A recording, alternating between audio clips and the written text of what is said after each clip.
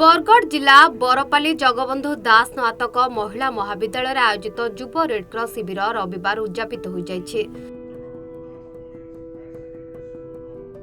शिक्षा और तालीम शिविर में 35 उच्च माध्यमिक विद्यालय छात्र छात्री और 21 स्नातक महाविद्यालय छात्र छात्री माने जोग देइथिले। मोट 56 महाविद्यालय काउंसिलर अध्यापक अध्यापिका छात्र छात्री माने जोग देइथिले।